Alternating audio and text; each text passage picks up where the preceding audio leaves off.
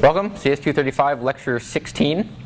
And today we're going to be splitting our time between discussing the final project, answering any questions that you guys might have, and then we'll see how much time's left over. If we do have time, then we'll talk about a few extra tidbits that'll help you along the way. So let's start out by show of hands how many people have at least opened the project specifications document. That's good. Now how many of you have actually gathered information from it? Okay, well some of you are honest, that's nice. Okay, there are a few hands that went down, which is good, because I do things like reading a CNN article by opening it and clicking the back button.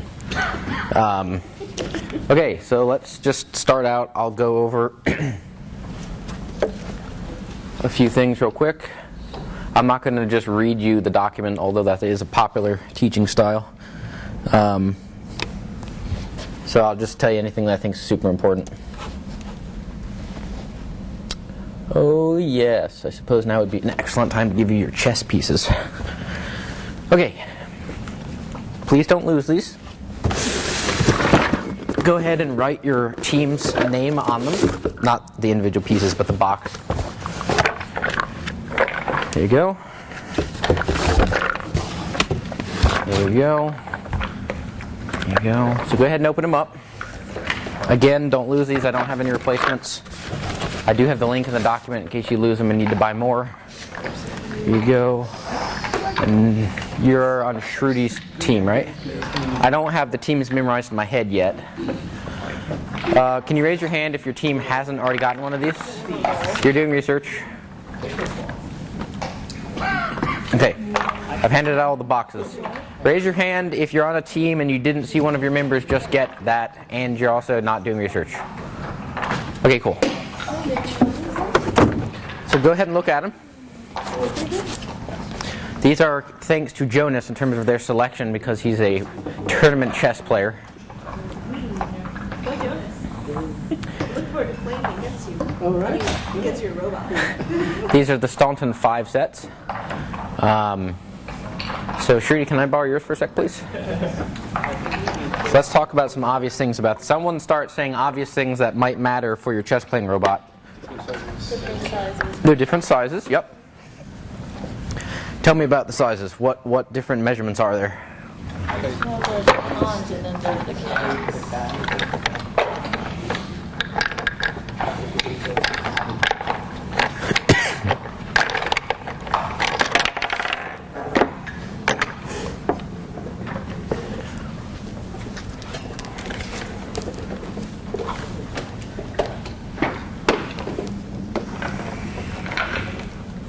All right.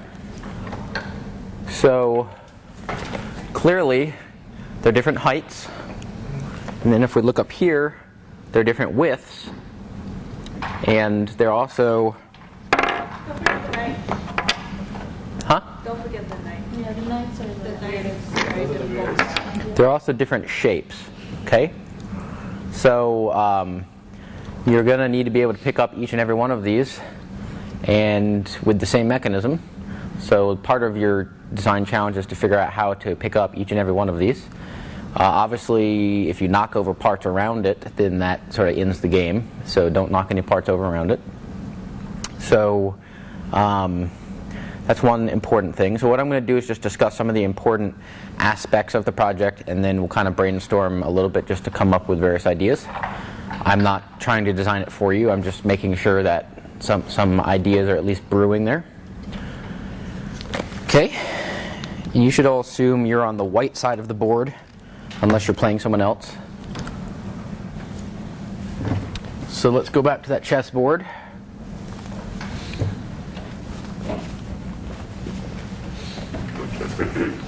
Okay, so the little white and black squares are 55 millimeters on an edge, and that is so that we could also just swap out. There's a USB chessboard that records the moves of the chess pieces, and so I'm hoping if some of you really dig this project, maybe you can buy the chessboard and plug it in. So that's why it's that size.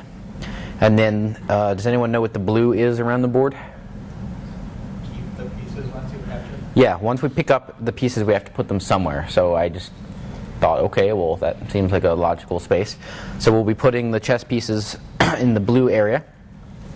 Your robot, seeing as there will be 2 robots potentially, most likely everyone's going to be scrambling in the last 30 seconds to finish the robot. So I'm not sure when we'll get a chance to have, robots play robots, but so that we could do that, you're basically not allowed to have any stationary part of your robot past the center line. So right here. So your robot has to sit this side, and when it's not your turn, you can't be anywhere in the blue or the play area. So if this were my robot playing arm right here, do this, then I'd have to come up and be able to reach things and put them over here, and then once it's not my turn, I have to take my arm off so that the other arm can get to anywhere in the chessboard without colliding with my arm. We're going to do some type of lamination for the chessboard so that it's stiff and not warped. I haven't figured out the exact details. I'll let you know by the end of the week. So how did these chess squares compare to like those of a standard board? Are they like? I think this is, they're different standards, and I think this one's actually fairly common. I think it's like maybe slightly larger than one of the regulation ones, but this is pretty for realsies. These dimensions are taken from a chessboard that they sell. Right. So, if you have additional comments, James. Yeah, the digital one on that one, they say it's the FIDE standard for the chess federations. But there's no really law on how big or small they should be. But the most common one for these pieces are 50 millimeters. In the Rebel base, they do 50 millimeters, but the Federation uses 55. Is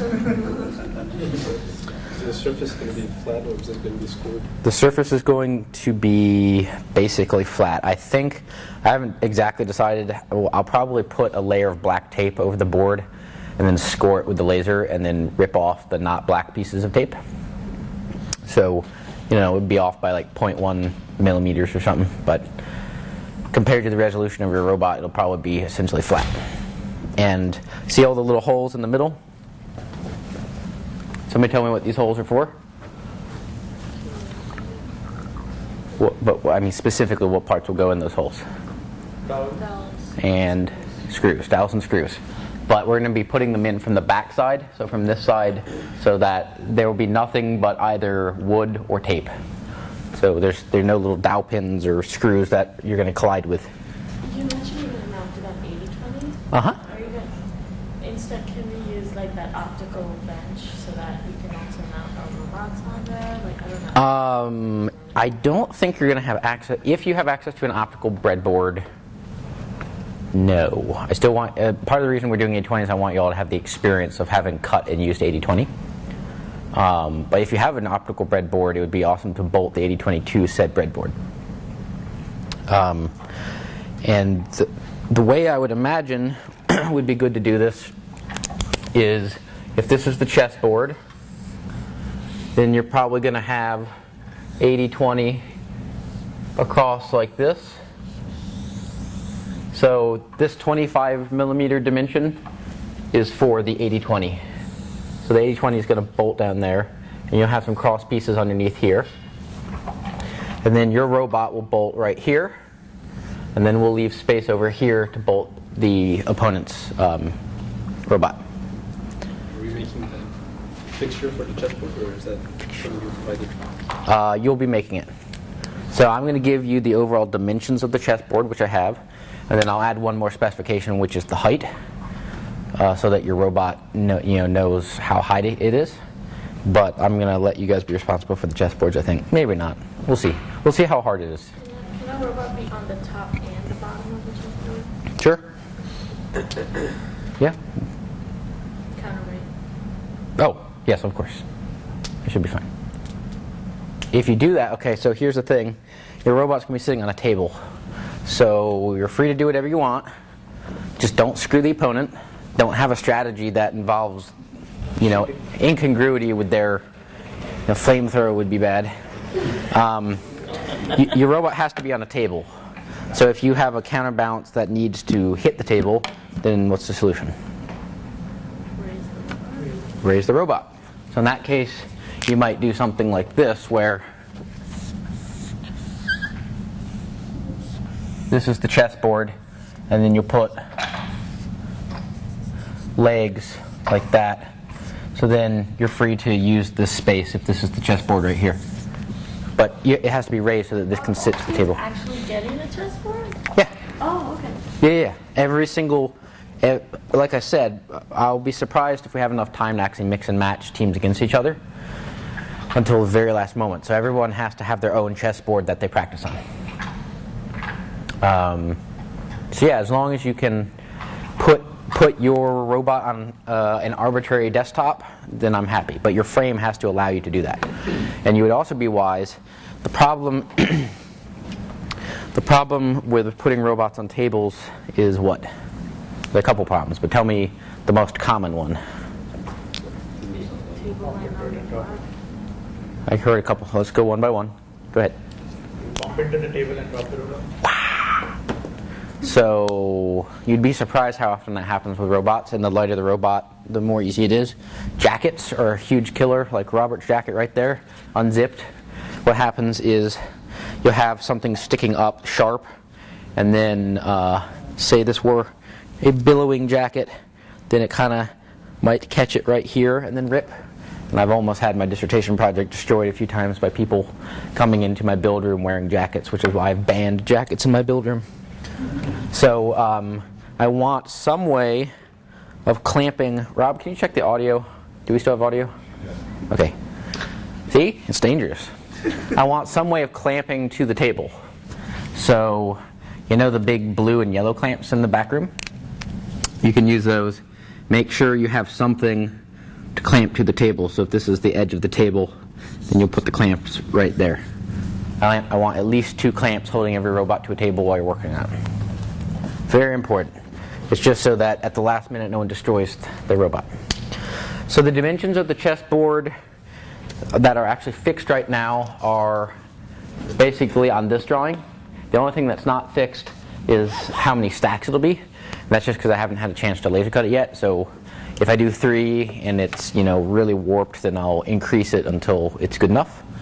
But you should plan to have 2 stacks of plywood between the perimeter and the playing surface, just so that humans looking at it see that there's a difference between the storage area and the playing area. See how there are 3 plywoods here, and 2 of them are for this. So if I add additional wood, it'll be on this side, on the bigger side. So the screw thing that you have, that's not in that cross section then? Yeah, I didn't put the screws in yet. Okay. I was limited. I was working at a Starbucks yesterday, and it's not conducive to productivity. So, yeah, the screws are going to be like this from the back side. No. So you have the chessboard, the blue area, and then the gray screw area. Yeah, so this gray screw area is where you bolt to the 80-20. Is it the same level as the blue area? Yeah, Oh. exactly. So these areas are the same in terms of height. The only thing that's offset is the playing area, and that's offset. You can count on anything you see in this drawing, except for I don't know how far I'll take it this way. But from your robot's perspective, were you to home your robot to this surface, the playing surface, then you'd know when you release the parts, they have to be able to go 2 times 5.8 millimeters that way. Are there any other questions about the chessboard itself? They're just going to give us the cab or the... I haven't decided. It was sort of a pain, has anyone tried to make cuts and gotten the warning in SolidWorks, can't do it because of 0 thickness geometry? So when you do something like this, you get that, and it's really annoying. So if you want to do a laser cut that's a score instead, and you do a drawing, the problem is there's no way to hide the construction lines. So it's like, okay, well, I could have I made these squares as a set of extrudes and cuts, because when I did the drawing, it kept giving me construction lines, and then the laser was cutting things it shouldn't have been cutting. So anyway, I still need to research this. For now, just don't worry about it. I'll get back to you later in the week on that. So the playing surface is raised higher. Yep. And that is mainly because otherwise it gets kind of confusing when people are watching your game in terms of why are the little chess pieces around. So to make that more obvious, we're offsetting it a little bit and also giving you the chance to drop a part and hoping you won't drop the part. Other questions about this layout? Okay, well, if they occur to you, let me know. So let's go over some other stuff. Show of hands, how many people have actually hooked up their fidgets to the computer? Okay, let's see in terms of teams. That's every team. Holy crap, that's amazing. Thank you. Did they work okay? Were there any problems? We need more power supplies. Yeah, that's what I was wondering. More power supplies. For what? Because every controller needs a power supply. So I guess we kept switching, but I don't know, like... But what type of power supply do you mean? We So- have one adapter that's AC to DC that can power, say, the advanced servo, but none of the other motors have power supplies. Really? Shit. Okay. I ordered one of everything for me, so I didn't have that problem. So to be clear, you mean the little barrel connectors, right? So it goes from your wall, barrel connect, you plug it in, you only have one of those. Yes. I mean, we could also do this power supplies, but we just want to... Like these? So you actually don't need these. So a lot of the boards will have like plus and minus for power supply, external power supplies, and that's in lieu of the barrel connector. Yeah. So for now, let's skip that because there's a high risk of frying things, and they're expensive. But I will definitely. How many do you guys need offhand? So we need servo, stepper, DC motor, We have one. and you have one. Servo has one. So times 2. I'll give you one to fry. Okay. So that's good with the fidgets. Did everyone look up the manuals? Did you find them on the... Okay.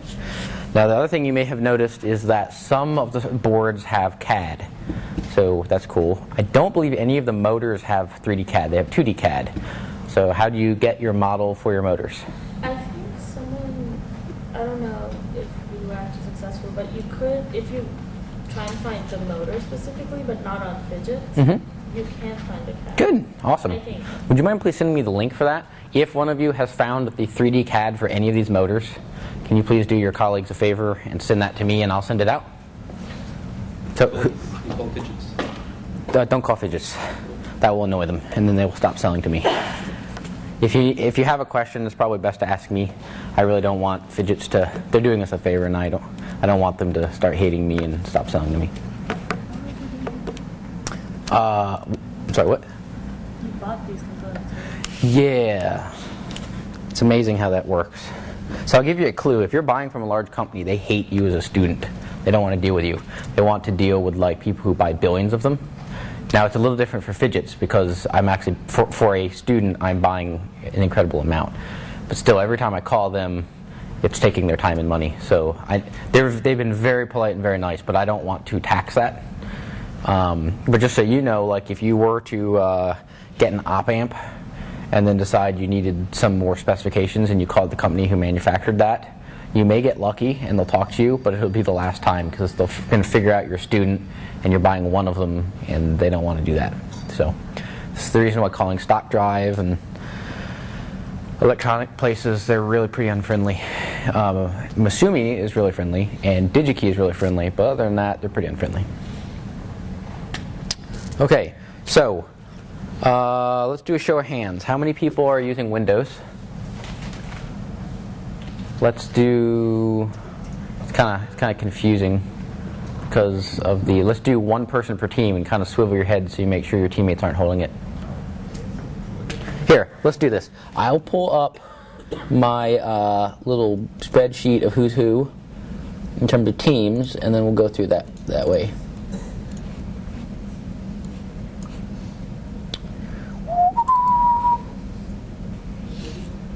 Okay, David Cummings, Windows?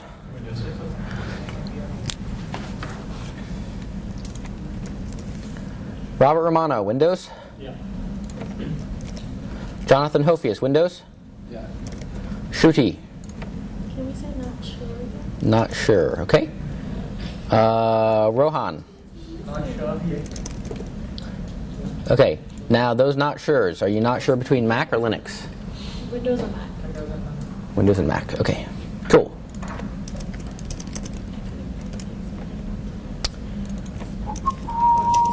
Okay, that is good.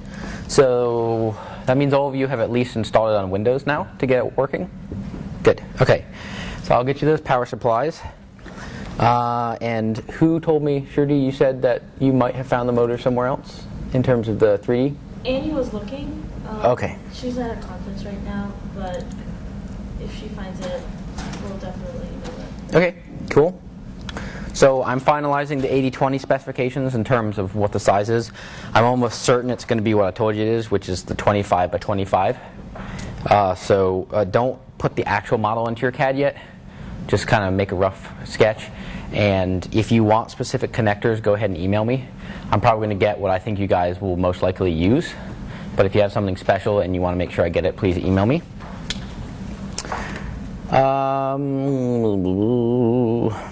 Okay, in programming, I'm just going to tell you this now. You're free to use whatever language you want, and you're free to have a GUI or not have a GUI. All I care is that in the end, when I come over to your robot and I say, move the knight from this space to that space, that however you want to tell it to do that, without recompiling, please, then go ahead and have it do that, and as long as it does it, I'm happy.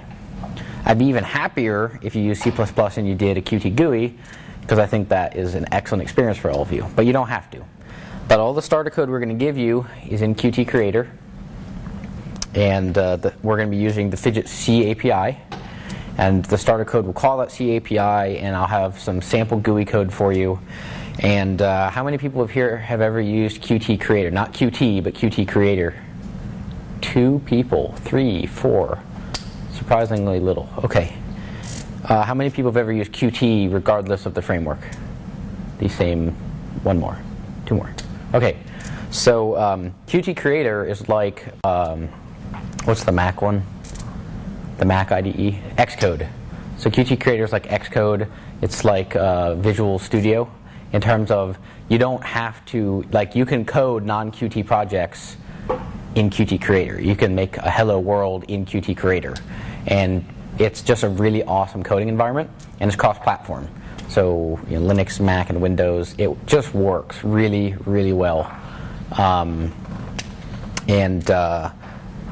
It's also especially good for Qt. It was designed for that. And the GUIs make everything a lot easier to debug. So I'd recommend you do it. If you have questions about it, let me know. We have people far better at coding than I am who can help you too. But I've done a lot of the Qt GUI, and I think with the example code it'll be pretty easy for y'all. Are there any questions? QWT. Did anyone actually go to the website yet? No? Okay. So let me show you what QWT is.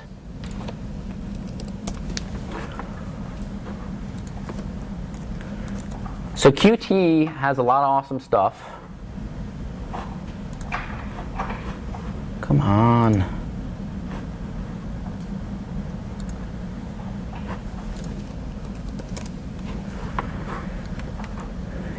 So Qt has a lot of awesome stuff, but it's not particularly good at plotting anything, and it doesn't have some pretty nice user interfaces.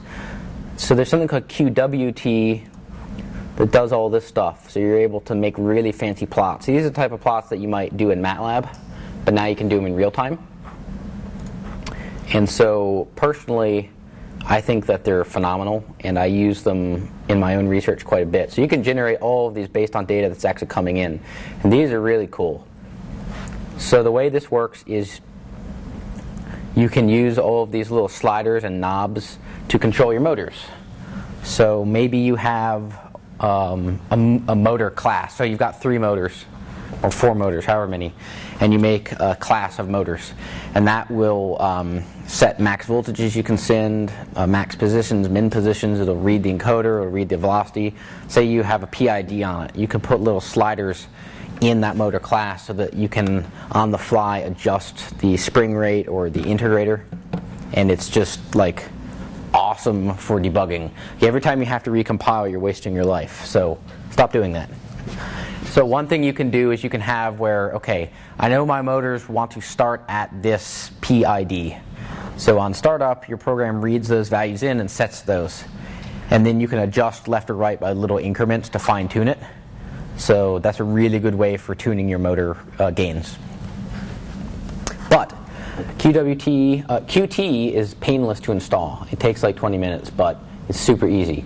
QWT is on the opposite side, where it takes 4 hours to install if you're not an elite hacksor like Jonas. So he's done us a favor and compiled everything, or made it so that the folder I'm going to give you all you have to do is open the folder, open a certain file, a single file in Qt Creator, hit compile, and you're up and running with Qt and QWT as well. Are there any questions about the coding? Okay, so what else are we going to give you? A headache. Ruben? Huh? So, when we control the robot arm, is it going to be like a kind of like RC controller with the GUI, where you're controlling it in real time, or do you put in the start and end location, and the robot arm is just supposed to go? You are free to do whichever one you want. Let me rephrase that. I want some type of functionality where you tell it to take one piece and go to another, because the precision that you're going to be able to do by hand, clicking little sliders and stuff, isn't going to be sufficient. So at some point you have to have something where you say go to A2 and get a piece, or go to A2 and place a piece. And now you're free to break it up. So if I were to tell you to take my little chess man from here to here, you can break that into components such as go to this spot and get the piece, or go to this spot and pick a piece. It doesn't have to be go from here to here, but you do have to be able to go to that exact position. Now as a bonus, and for debugging, if it were me, I would also have sliders that let me just control the motors and control the kinematics, but I also need you to be able to go to a given position. So let's talk about different interfaces. You could type things. Typing is terrible in my mind. Just you end up typing a lot and you end up hitting the wrong thing, and all the I/O in. So a GUI is multi-threaded, and then you're printfing on top of that, or outing, and that slows your robot way down. And anyway, just don't do it. Try to get away from keyboard inputs. The reason I'm doing a GUI is I want you to get that experience. So if you do a GUI but still out and printf and in, it's sort of defeating the purpose. So I would recommend having little buttons you can press, or if you really want to type things, type into a box in Qt. But if it were me, I would probably have something where I break it up. I don't know, there's some more in here. It's a checkerboard. And you would probably click on the square, and then you'd click on the button, which is either, put or get, right? So you'd click here and then click get, and it would do it. And in my mind, it would probably block you from doing anything else. So if you start clicking randomly, it won't let you do it. It'll kind of block your control. And then once it's got it, then you'd click here and click put. That would be a really good way of debugging it. Okay? Because if you can go anywhere and get, and you can go anywhere and put, but every time you click this, it goes to the wrong one, then you're sort of separating out the problems, as opposed to when you type in something, it could just be many of thousands of problems. Other questions about control and software? Are you allowed to know which piece are where, so you can adjust for different heights? Yes. So You have separate commands for get on or get at night or whatever. yes, you could do that. So this is wide open to you guys.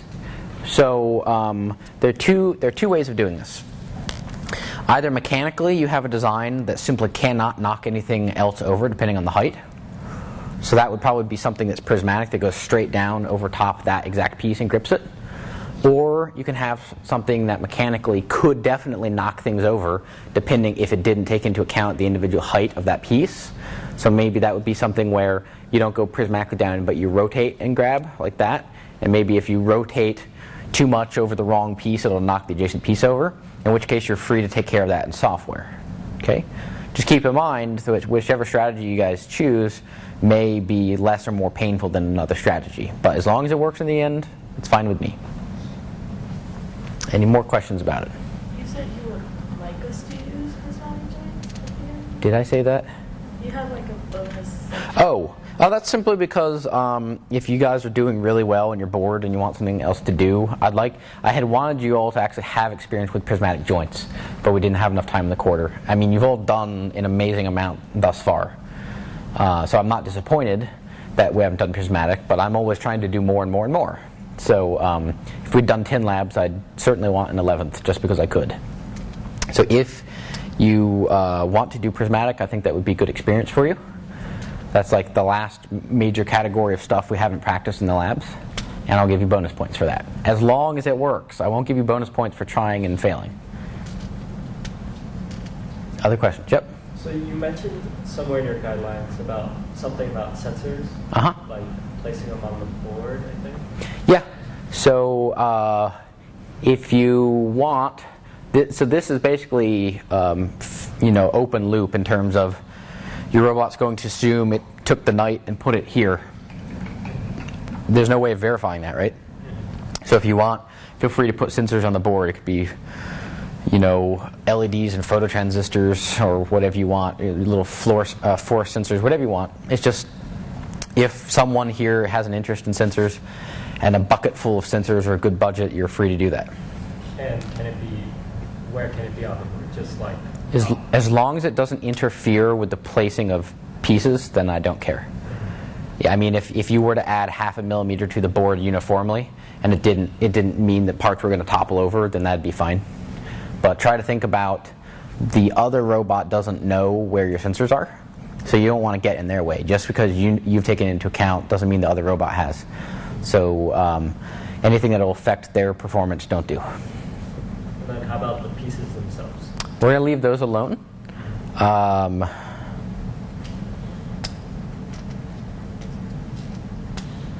If you read, that's a whole mess of fish. Yeah, just leave the pieces alone. I think that would be the best thing.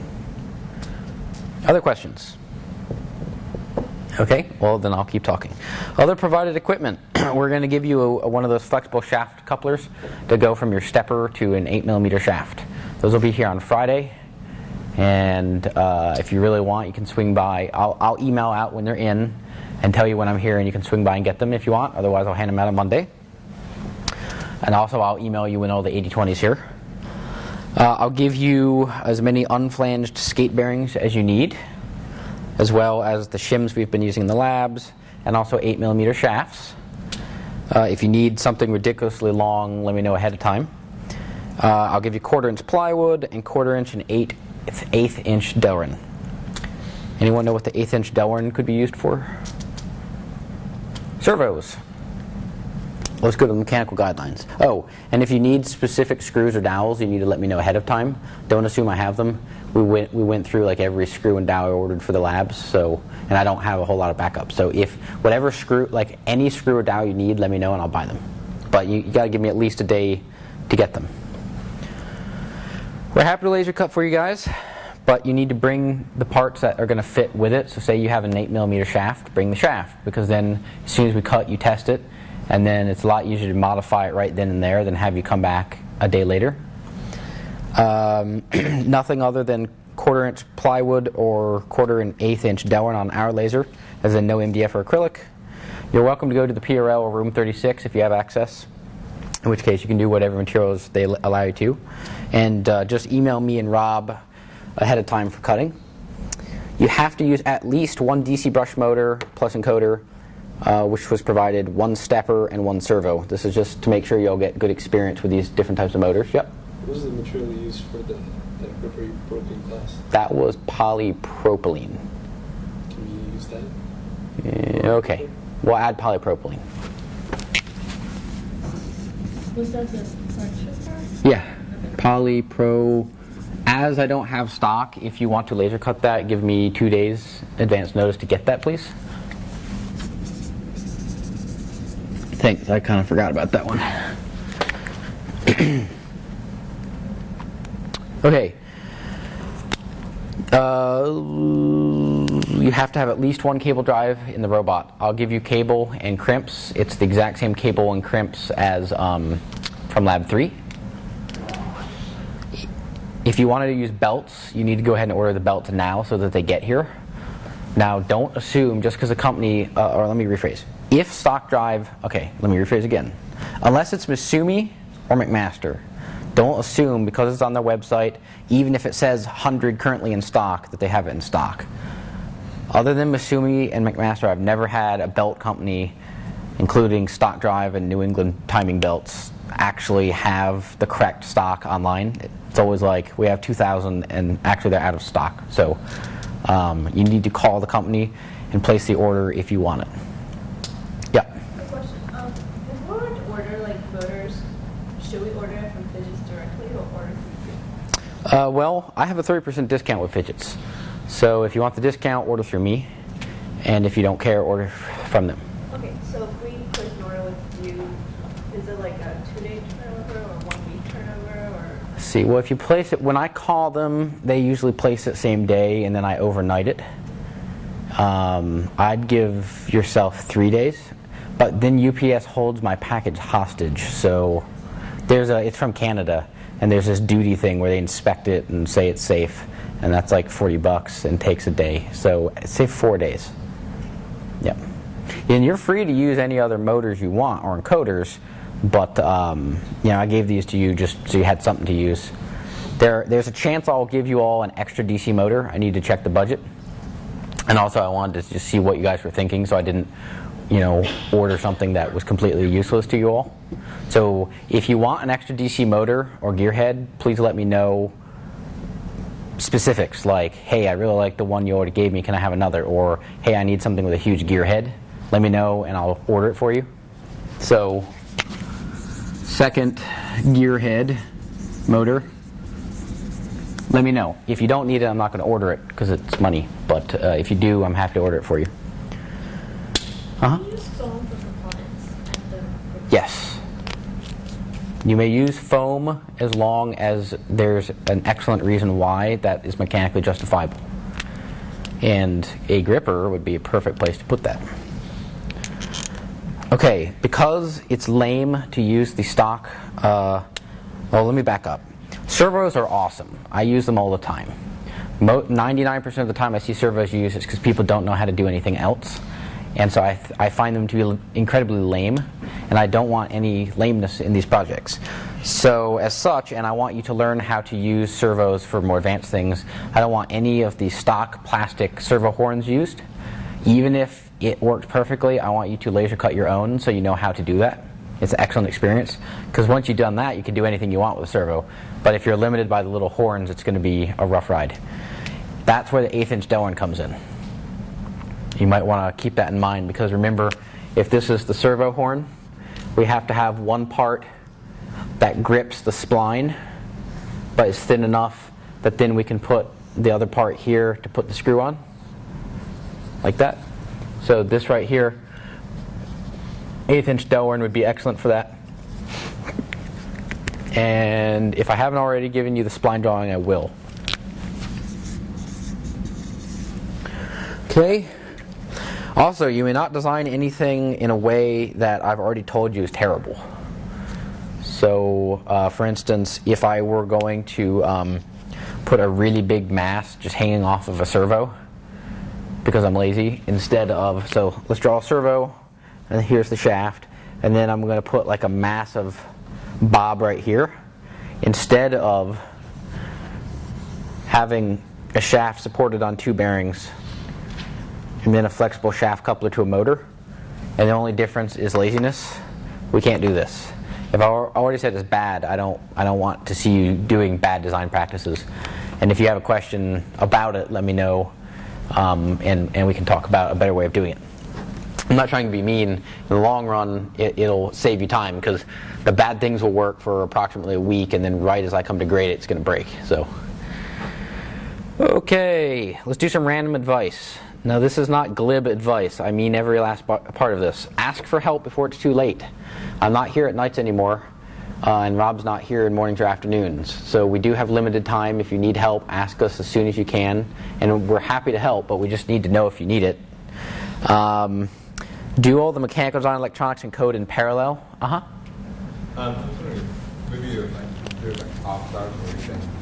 drop in for I will set. quick rest. Yes, I will set those up.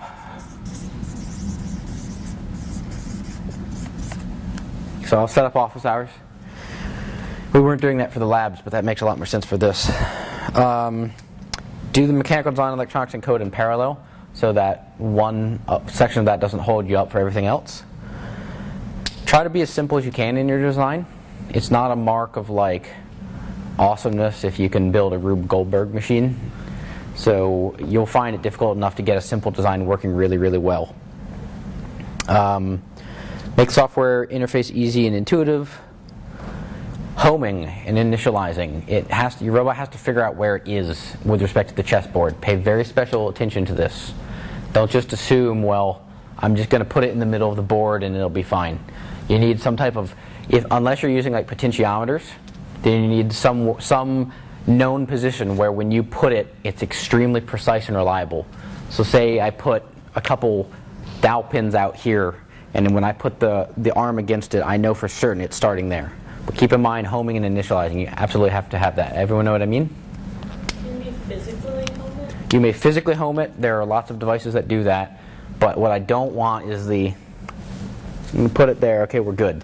I want something that is rigid and known and precisely set by the laser cutter. Because otherwise, like, if you start out wrong here, by the time you get over here, your accumulated error is going to be such that you're knocking parts over. Dowel pins would be protruding from the surface. That's okay? As long as it's not on where the other robot has to go. So if we go back up here, you could put it in the very edge. You could put it over here. That'd be fine, or somewhere off here altogether, or behind it. Just don't put the dowel pins where the other robot doesn't know about it, and it's going to smack into them. Limit switches work? Yeah, those are fine.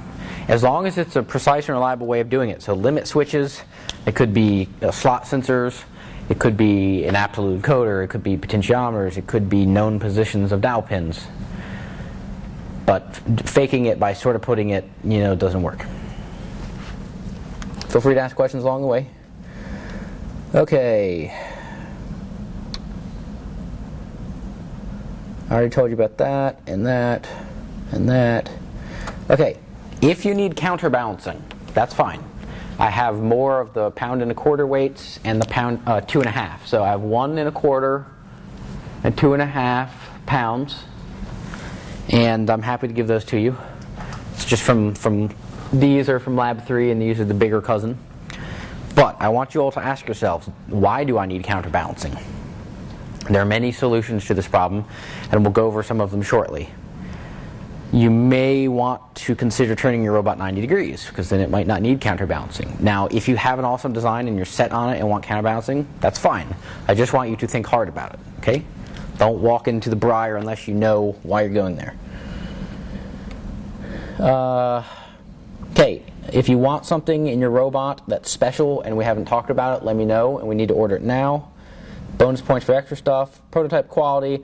I'm assuming you've all read this, right? No tape, no glue, no foam cord barred, unless there's a real engineering reason. So let's talk about these chess pieces.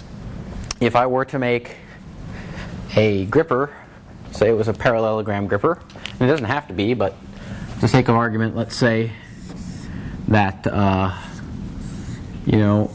have 2 fingers here in some type of transmission.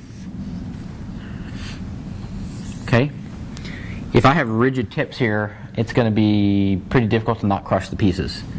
If you put a layer of foam here, that's probably the simplest way to take into account the different shapes and sizes of the or cross-sectional sizes of the parts. That's a real legit reason, and like everybody does this. Everybody coats their grippers in foam unless they're doing something unusual. So I'm completely fine for you to do that. Tell me what foam you want and I'll order it from McMaster. McMaster has a lot of really great foam. Yep. Can you also help us order Smooth-On? For what? Or to coat the whole finger in silicone if we wanted to? Nah, that's going to be a bit complicated. An awesome idea, and I would like to say yes, but I think that's going to be logistically a bit painful. No drilling, sanding, drilling unless you meant to do it. Please don't build a robot and then decide that actually you want to put a hole in it and then do it after the fact. Just re-laser cut your parts. It'll save you time. Do good SolidWorks CAD. Just go ahead and read the syllabus so I'm not reading it to you. And okay, so now let's go to some harder questions. So Niels asked me about how do I say I know I need a counterbalance. So let's talk about that real quick. And then how do I know how to size the weight? So say my arm is like this, and I've got 1, 2, and then I've got a wrist and a gripper. So if the weight is enough to back drive the gear heads, then I need a counterbalance, right? But how do you know how much that weight is? How many of you, by show of hands, figured out in SolidWorks how to set the mass properties of stuff? Not many. Okay. So this is lab 3. Okay. If you want to set the mass, you go SolidWorks, Tools, Mass Properties. So this just summarizes it. Okay. So this little dot here shows me where the center of mass is, and it gives me the center of mass here in terms of with respect to the origin of the part. It also gives me the inertia matrix. It tells me the overall mass, the overall volume. Then if I want to change the mass properties, I go to Options. Now generally it will start here and use Document Properties. If you haven't already set it, it will look like this. See how I can't modify anything? So instead you go Use Custom Settings, and then I can change this to whatever I want. So let's right now we're at 89 grams. Let's increase by 50%, and now it updates. Okay. So this is the overall mass. Now this isn't particularly helpful just for one part. So let's go back to the assembly. So this is my overall assembly, and I go Tools, Mass Properties. Now you don't set mass properties in the assembly. Please don't do that. You set it at the part level, and then you test in the assembly level. So this is 475 grams, and see, it's not at the axis. So if all I had was this one link on a bearing, would I need to counterbalance it? I see conflicting nods. So this is the center of rotation, right, about this bearing, but this dot is not there. That center of mass is not over the axis, which means we do have to counterbalance it. So where would we want to place the counterbalance here? Below. Okay? And then you can also here selected items. If you have like a massive assembly, you can deselect things, or you can come in here. Well, the other thing we could do is just not click anything. We just go Tools, Mass Properties. Deselect whatever you want, and now I could say I'm interested in just these three screw masses, and then you hit recalculate, and it tells you. Okay. And then also this little check mark here. This is crucial. Include hidden bodies or components. If you check that and you have a bunch of crap hidden, you'll get really confused possibly, because you'll be like, hey, why is my robot like so heavy? All I'm doing is, here, let's try this. So right now the robot is 475 grams. Somebody remember that, please. And now I'm going to hide a bunch of stuff. Okay. I'm going to select all this and do Mass Properties. So it's only 117 grams, right? Because I hid like half the robot. Now I check this, recalculate. Hey. Well, never mind. That's kind of weird. Normally in my other models it will go back and reweigh everything in the robot. Yes. Hey, you guys are smart. All right. There you go. Okay. So see, I only see half the robot, but I have the full mass, 475 grams of the robot. So don't get bitten by this. Niels, did that answer your question about how to tell the counterbalance? Yeah. So now, if you look like the robotic arm, does it also tumble like the center of mass? Uh-huh. Not Say it one last time. So if I have a robotic arm, Uh-huh. like standing up like this, Yep. and it has a certain weight, and I want to see how far I can extend it before it doubles over. Is it possible to do this? Not to my knowledge. And if it were, I wouldn't do it. I don't trust SolidWorks for most advanced things. So you're basically asking for a physics simulation, and it would need to know about things like the gear head and the friction in the motor, and it wouldn't know that. And even if you did, it wouldn't be that good. So the only thing I'd use the mass for is just seeing how heavy it is and where the center of mass is. So you want enough weight on the other side. Exactly. Basically, if you hide everything except for the masses and the axis, and you check the center of mass, it should be on the axis. If it's not on the axis, then it's going to fall over. What was your other question? If I want to make several components with 90-degree angles. That's right, that's right. Okay, and so Niels and actually a couple other people have asked me about how do I do laser cut assemblies that are out of plane. So how do I do two plates like this? Do you do the wedges thing that we did in our labs? Yes, That's what I would- you can. Okay. So let's take a look at lab 1. It would hold the same as MDF though. MDF was different. Okay, yeah.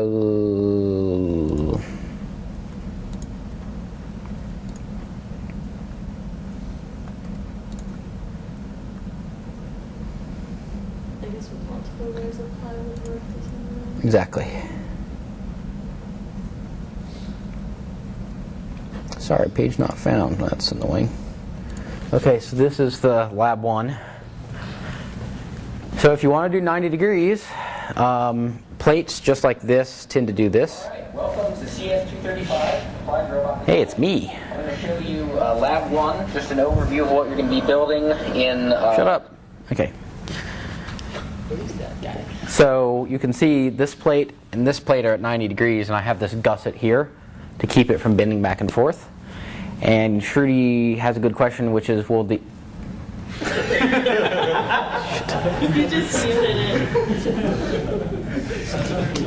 Cat in a mirror. Very confused. You can see we have these two plates are the ones at 90 degrees, and this is the gusset that keeps it all together. And so Shruti said, well, the MDF is much thicker and it'll be more stable. That's correct. Unfortunately, the air filtration system is being a little grouchy about MDF right now, even though it's 100% safe. We're on tape. It's 100% safe, and yet somehow I still don't want to cut the MDF for the next 2 weeks. So we're only be cutting plywood. So what's the solution? How would you make the plywood thicker? Stack it. You'd stack it. And how do you stack it precisely? Dowel. Dowel pins and screws. But what if I want to say you have a compact gear plate, and I want something like on top of one of those gears that you have there at 90 degrees? Okay. Sure. There are a couple. Oh, I see what you're saying.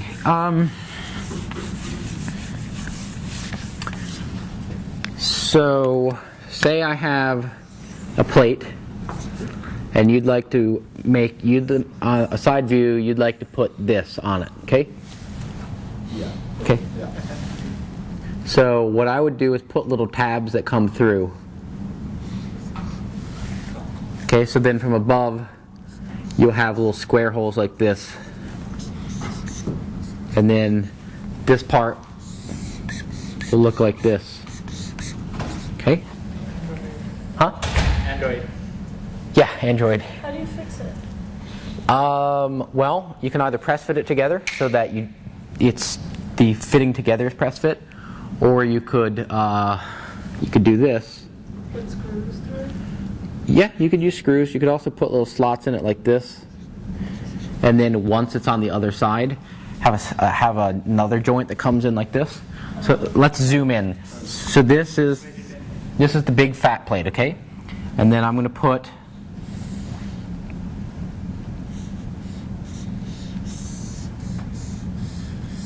okay. So this is the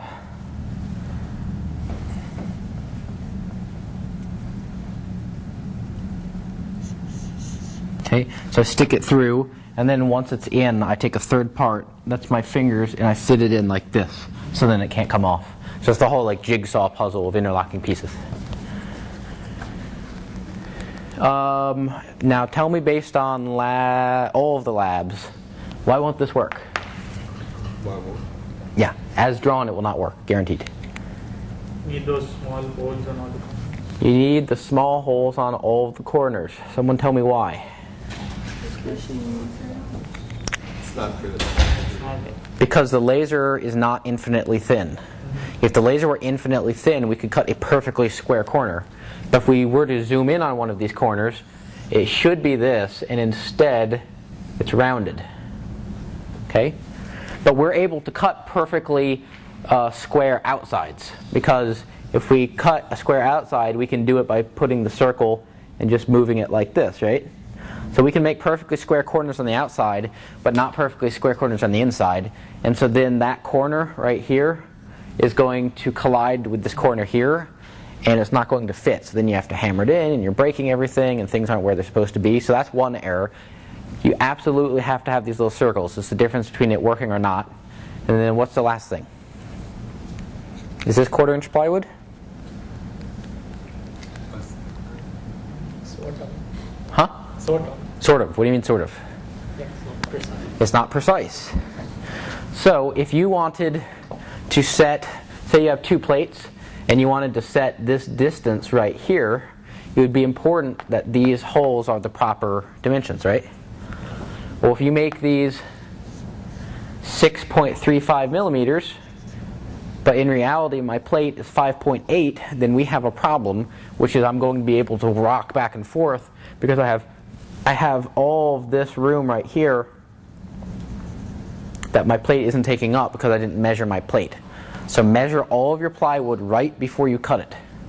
In fact, it probably is a good idea for me to get you guys a plate of wood, you to measure that plate of wood and we'll write your team's name on it, and then based on that measurement you update your CAD. Okay, more questions? Yep. Which kinematics do we have to do? All of them. So my test for you is I come over to your robot and tell it to go somewhere, and it goes somewhere.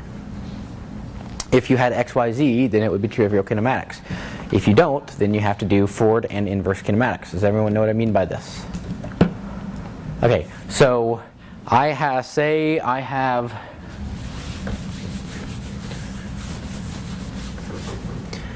okay, so I basically have, it's not basically, I definitely have an XYZ, and each of the spots on my chessboard is somewhere there, right? Well, now say I do a Scara robot where I have 1, 2, and then prismatic up and down, okay? So for the sake of positioning it, Z is really easy because it's just up and down. But in the plane, I have to, if this is my chess piece, I have to figure out how do I spin my motors to get right over top of the chess piece. So you have to do kinematics for that. So you're going to have some theta 1, and then you're going to have some theta 2.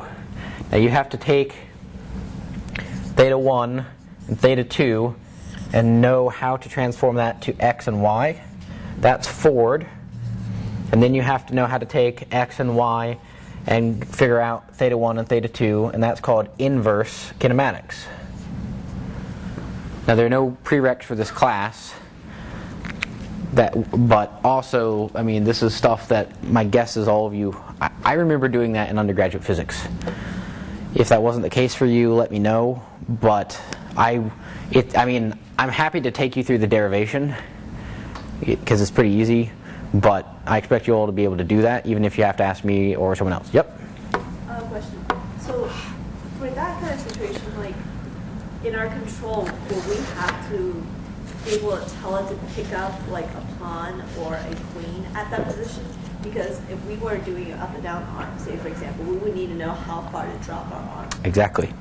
Can we specify that in the in our GUI? Mm-hmm. Yeah.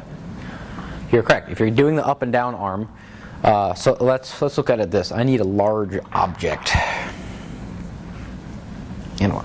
have one. All right, let's, oh, hey, yeah. Okay, say this is a chess piece. This is the chess piece called a ramrod. And if I were coming, can you zoom in, Rob, please? I'll get in between the heads. If you had an up and down arm that was prismatic like this, then you'd need to either be able to sense, maybe with an ultrasonic or an IR sensor, how far away you are, or you'd have to be able to specify which piece it is. Then you'd have to measure the pieces so that it knows, okay, this is a king, so I'm going to go 3.5 inches versus this is a pawn, I'm going to go down to 1 inch. If you instead had something that, say, it came down and then grabbed from the side, and you always grabbed 1/2 inch from the bottom of the board, it wouldn't matter, right? So say I could shimmy down and then grab like that and then pull back up, then it wouldn't matter. Just make sure you design it so that you have sufficient information to grab pieces correctly. Everyone understood that? Okay, more questions? Is there a way not to do forward and inverse? I thought. No. No. Like, Unless you do X, Y, Z. In which case, it's 1-to-1. So everyone know why we need inverse? Because you tell me spot 8. Does everyone know how the 8, like the numbers and the... Let's make sure, just in case some people didn't.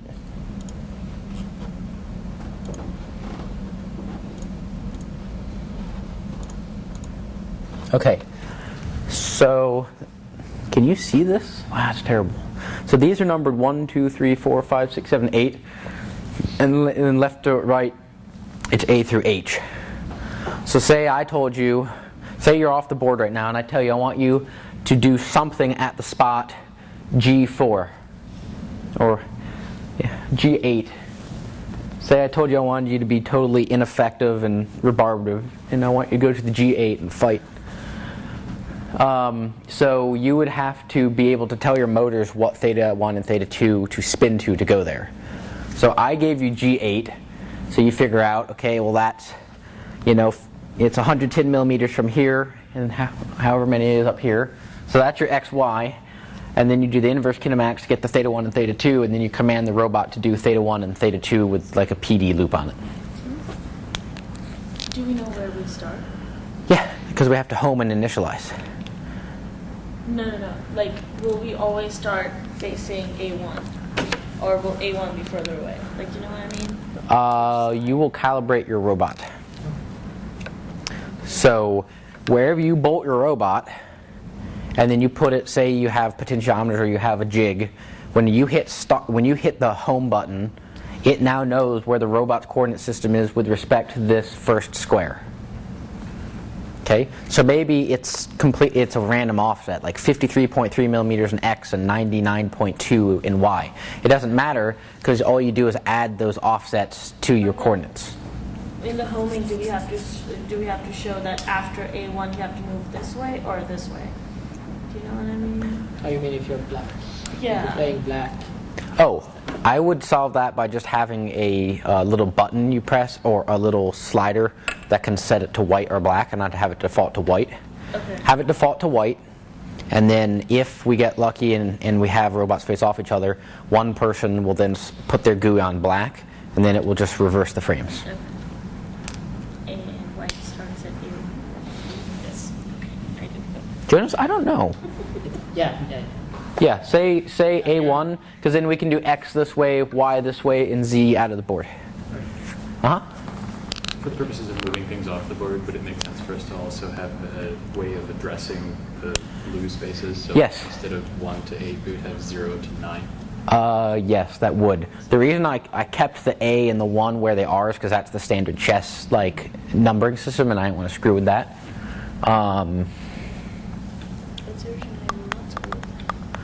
So make this Z to say we wrapped around, and H, I, J, I here, and then 0, and then 9.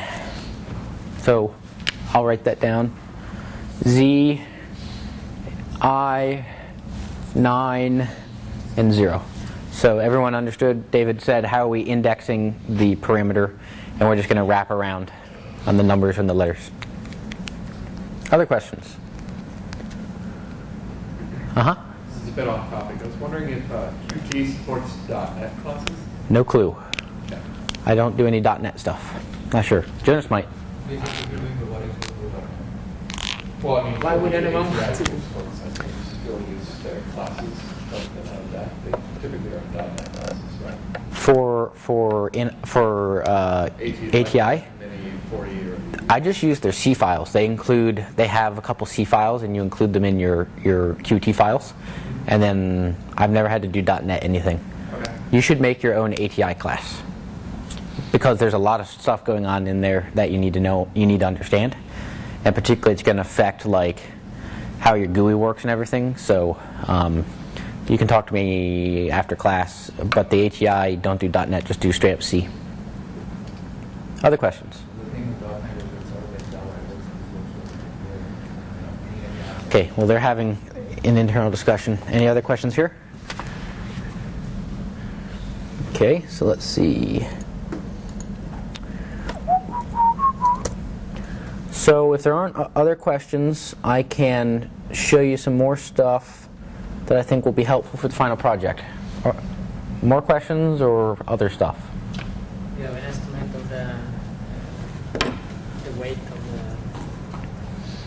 the board? Of the overall robot or the chessboard? Not the plywood. Oh, I don't.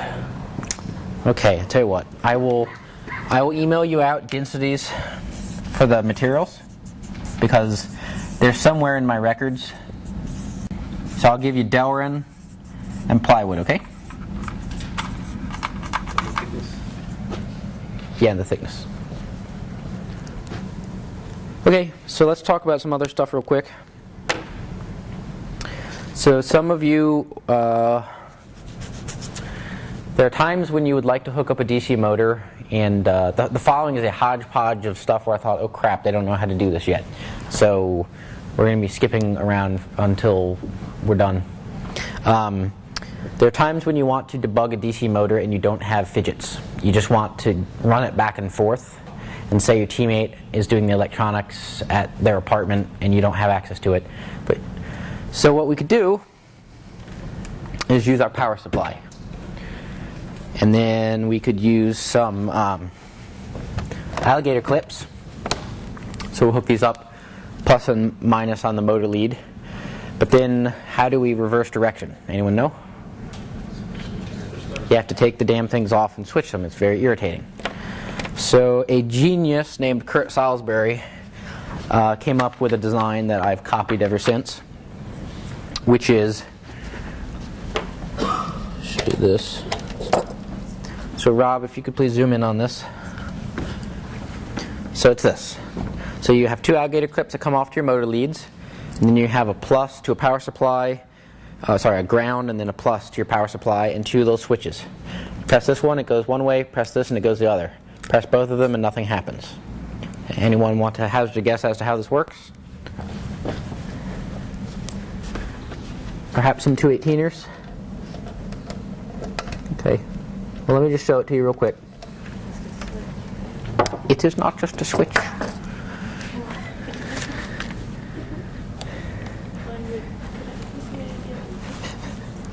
There are a bunch of ways to connect switches, but only one that works.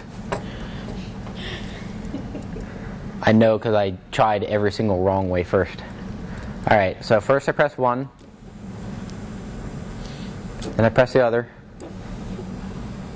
then I press both. Nothing happens, okay? One way, second way, nothing. Now this nothing is not burning me or like killing the motor. And that's pretty awesome. And you can build it for like $2. They sell these switches at Fry's and at Jameco and DigiKey. So let me show you how that works.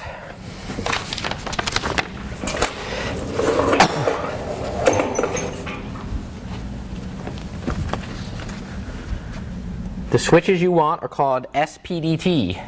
That's not a brand, that's a type. Damn you.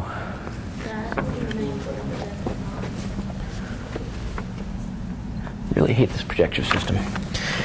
So it's called, anyone know what SPDT stands for? Booyah! Okay. Single pole, double throw. And so what it looks like when you draw it is this. So this is called COM for common. This is in C for not connect, and I guess that's whatever. It's, huh? Connect. See it. Cool, connect. I hope you're right on that. Don't fry it. So what we do is, so it's kind of spring-loaded. So when you're not touching it, it's on in C, and it's connected here. And then when you press it down, it connects to C. So what we do, if this is our motor, plus and minus motor, is then we connect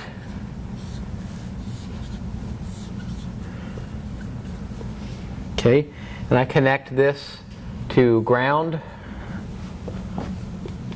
and I connect this to plus 5 or whatever we'll say plus VS. How about that? It's general. Okay, so let's go through the permutations. If we don't do anything, by default, they're both connected to ground. So ground to ground, and what happens to our motor? Nothing. Nothing. So skip that. Now say I press them both down, and I get plus VS, plus VS. What happens to the motor? Stop. Nothing. The only way this spins is if there's a voltage potential across it, and they're both at plus 5. So then I can either have ground to plus VS, or I can have plus VS to ground. And each of these corresponds to me only pressing one of the switches at a time. This way it will turn one way, this way it will turn the other way. And that's it. There's zero possibility of you frying your motor or frying your power supply. At all times the current's going through the motor or it's not. Okay? And take a moment. This is beautiful. I buy 2 switches and 4 alligator clips from Fry's, and I'm done. And now I don't have to switch the little alligator plugs on my power supply anymore. So if I were you, the first thing I'd do with electronics after getting Fidgets up and running, which I guess you already did, is go to Fry's or DigiKey or Jameco and make yourself however many of these you have DC motors, just as a backup for testing them, even if someone else has your Fidget. Everyone understand how this works? This saves you lots of time. Okay. Now a lot of you have been asking me, I think actually one of you, I guess I multiplied you in my head. One of you has been asking me about linear motion. I'm going to talk about linear motion next Wednesday. We don't have class on Monday, right? Oh yeah. Okay, no class on Monday. Shit, okay. And we don't have class on Monday. So due to that response of, he's so sad we don't have class, I will show you briefly. Most of the ways that you do linear motion are expensive and require special parts. That doesn't mean they're difficult, it means you have to think ahead and order them. So there are linear bearings, there are linear bushings, there are linear reciprocating ball bearings or linear guides, there are splines, but all of these you have to look up at Masumi or Stock Drive or Hayden Kirk and order. But I came up with a way of using skate bearings and a very simple machined part to do pretty good linear motion. So I'm going to show that to you, and feel free to steal it as long as you remember you stole it from me.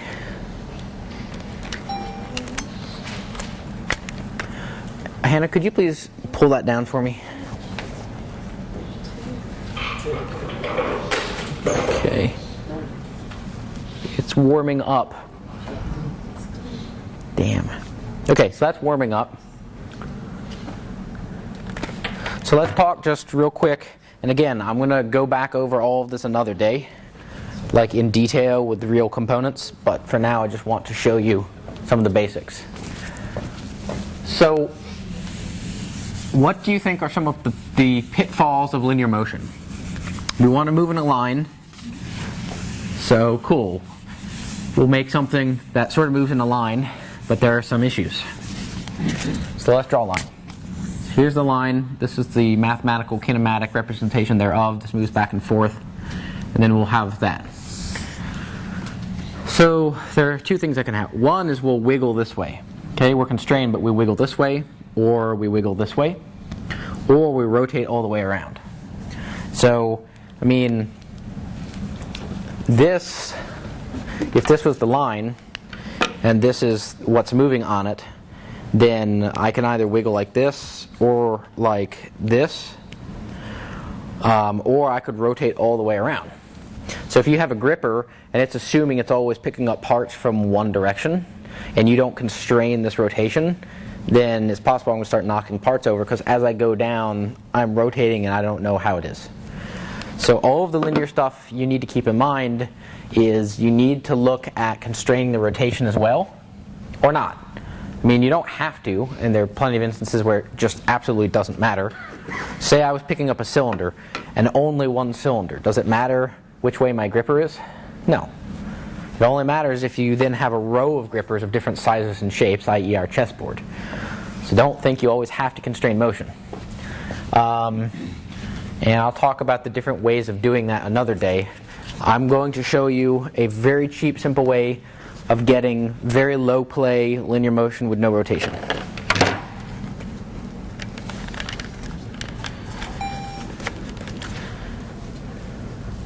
This should be working.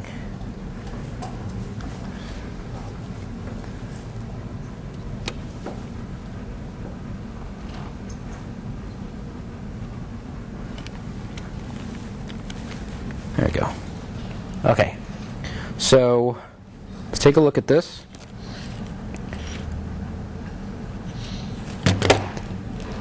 See that? So the way this works, this is, see how that's not flat, or it's not circular? There's a flat on top. So what happens is the four bearings there support in sort of a wedge, right? Like that. And then what's this bearing do? It pushes down so that the shaft can't come up this way. So 1, 2, 3, 4. That keeps the shaft from going down, or from rotating this way, or from rotating this way. Okay? What this bearing does is it keeps it from coming up.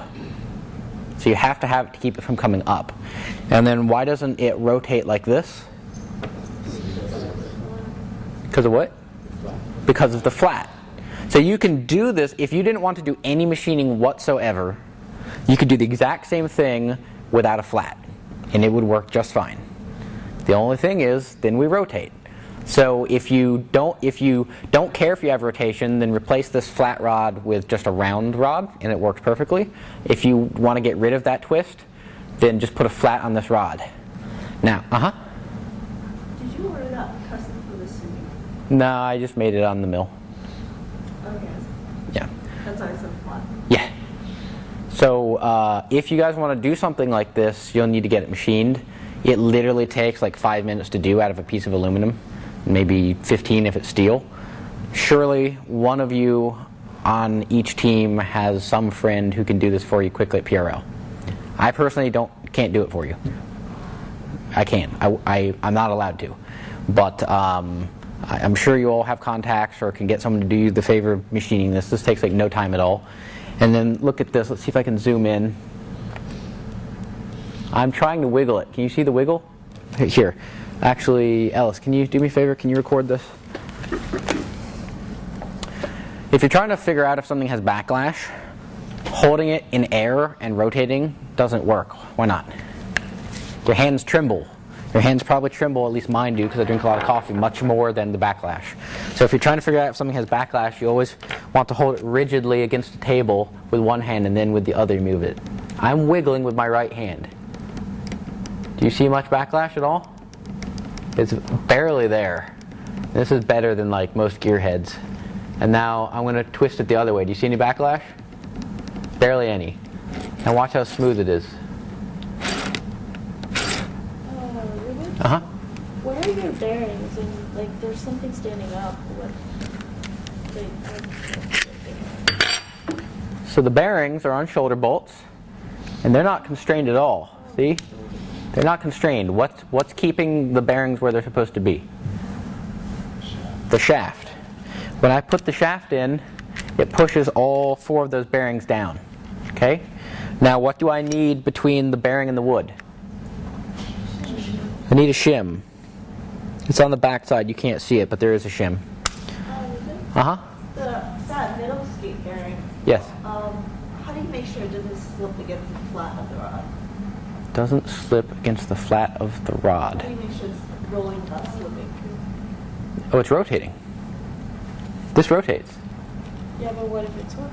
What if it slips? If it slips, then I'm surprised because all you have to overcome is the friction in the bearing to rotate this. Why would it ever slip? The only reason it would slip is if I held this rigidly with my thumb and then tried to move the rod. I mean, so the friction between the bearing and the rod is enough so that it doesn't slip? Yeah. Instead of those bearings, you wanted to drive from that point. Yeah, Oh. can you rotate from the bearing? Yeah. If I increase, oh, I see. Hey, you guys are ahead of me. You've grasped the grasshopper.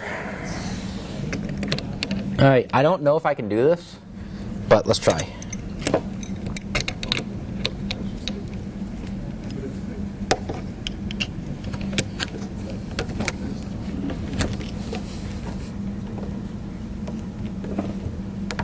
All right, let's hope I put enough preload on it. Nah, what? Sort of. See? Yeah. This is steel and aluminum. It's not particularly high friction, so this is like the worst way to do it. See that? So you can drive it this way. So if you wanted to do a prismatic degree of freedom in your robot, you need 1, 2, 3, 4 bearings, and then you just need a slot to move your motor against this and something rubbery on it. You could literally take a steel rod and a latex tube from McMaster and put the latex tube on the steel rod and it would work like a champ. So like those rubber wheels that we use for friction drive. Yeah. Yeah, I could put a rollerblade wheel right here and it would work perfectly. Boo-yizzle. It's pretty good, huh? And the only thing you need to think about is how we're going to keep it from falling off. So you can notice I can just pull this out, but then watch what happens in the other direction. Anyone know why? This little flange here. So keep in mind how you're going to keep your linear rail from falling out. And there are lots of permutations of this. You could do, and I tried some of them. Okay, Alice, thanks. So a couple other permutations.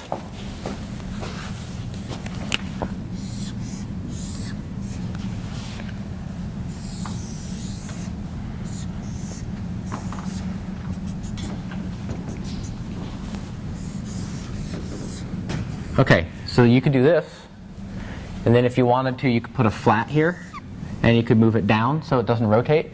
What's the issue with this? You can't laser cut it. I gave you a design that's laser cuttable. So in my design, I have 2 sets of bearings, and then I'm sitting on the edge, and then I have a third one right here. So these are all at right angles.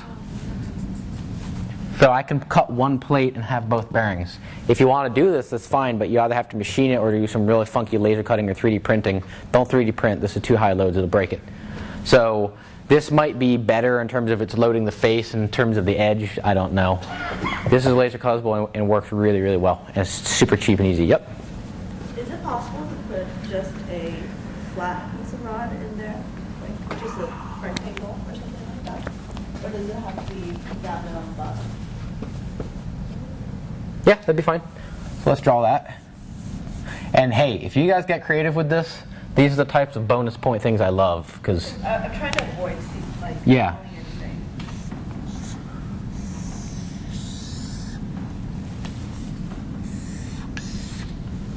Okay, so you can buy square rod from McMaster. Okay, and then the problem is, how do you drive this? So now it won't rotate, and I could put a bearing on here to keep it from flipping up. With the rollerblade wheel drive it, because then you can just. I don't know. Here's the thing. These are super low loads. All you have to be able to do is pick up a chess piece.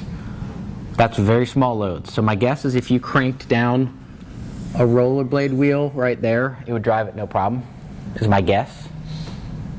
And this is not cheating to me. This is actually ingenious. So I'm perfectly happy for you to do that. Just keep in mind, when you buy square stock from McMaster, it's usually terrible, like really bad. So it may not be straight, it may not be square, and it probably changes the cross-section quite a bit over its length. So make sure that whatever you get is sufficiently precise that that'll actually work. Because what will happen is, if you get to a part of the rod where it's not straight, and say this dips down here, you lose contact, and then you either lose your location or it falls out. Yep? You can also, like, instead of using like a rollerblade wheel, a pulley that is grooved. Exactly. And line it with some compressible material. So then fit into that. Let's do that. That's a good idea. Okay. So now we have a 90-degree pulley that's grooved, and then in here we put some type of squishy material for traction. It's a great idea. Yep. Does anyone know, this was something I wanted to show you, and didn't. So say we take the pulley,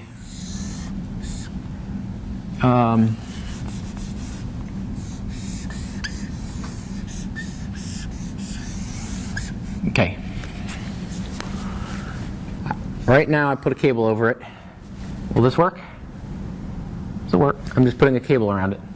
Okay. Now I'm going to move it. I'm going to use a bigger one. Will this work?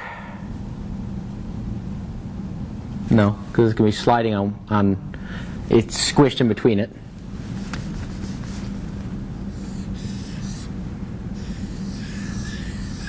Will this work? Yeah. You want to know why? Because it'll go slanted across the pulley and it'll straight. It doesn't even have to go slanted. Why is it okay for it to touch this flange? You can squish into open space. Say it doesn't. Say I'm yanking it. As long as it's a point of contact and the radius is the same, it's fine. So the radius is the same here and the radius is the same here. Do you see what I mean? It's a little weird. So we have V is R omega. So we just need to make sure that that basically the velocity of the cable where it contacts is the same as the velocity of the pulley. So this is turning at 1 omega. So you might be tempted to say, well, this contact point is at a different radius here, so that's probably bad. But it's okay. These points are moving at different linear velocities, but the contact point between the cable and the pulley are at the same radius, so it's fine. Slipping only occurs when there's a relative linear velocity between the two. Does anyone see what I mean by this? This took me a little bit when I was first designing things. I was like, okay, if I have something rotating, I can only have a contact at one point. It's not true. I can contact at the side points too because it's the same linear velocity. Is that clear to everyone? Okay. Other questions? For other linear motion, like these long screws that you have? Yeah, we'll talk about that another day. Okay, sure. Lab 3. How did we tension the cable? A screw. And what? Dowern. And Dowern. Okay. Now if I just took the screw and put the Dowern on it, would that be a linear actuator? Okay, so what did we add to the screw and the Dowern nut that turned it into a linear actuator? Okay, and what else? There's one last absolutely critical thing. The sides were like rigid so that it couldn't flop. Couldn't flop in what direction? In the rotation. So, I apologize, we probably should have gotten to screws by now, but you know, things happen. The good news is we did get to the other things, and I think the other things are more important than the linear motion at this point. And I promise, without fail, we'll get to it on Wednesday.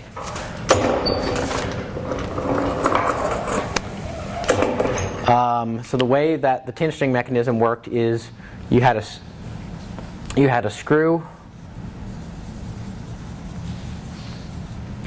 you had a nut.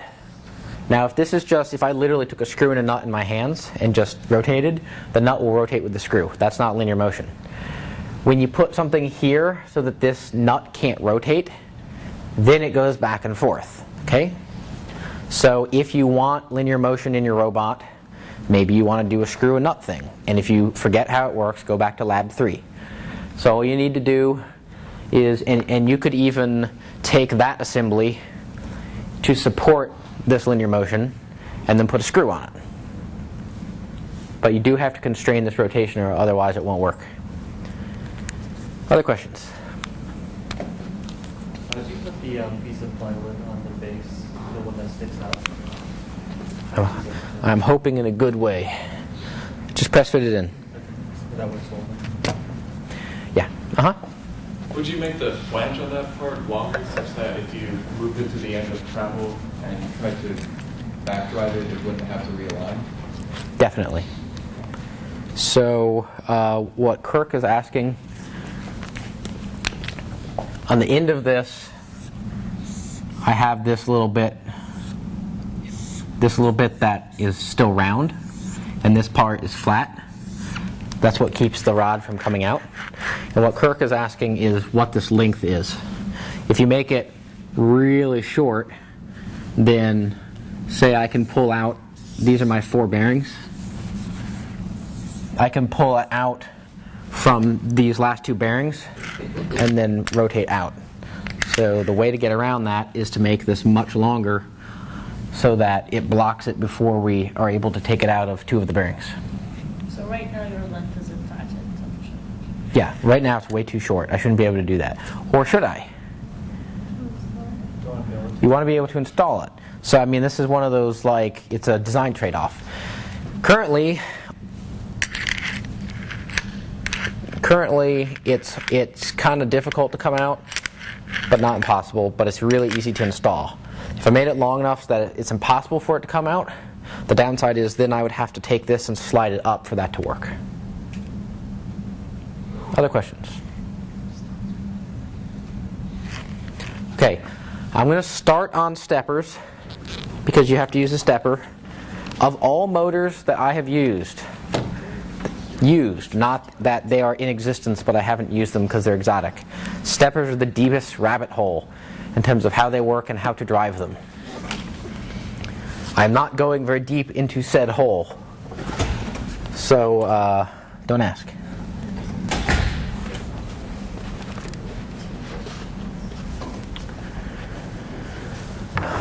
Do you want to hear about steppers, or do you want to hear about the other sensors that Fidget sells? Okay, steppers it is.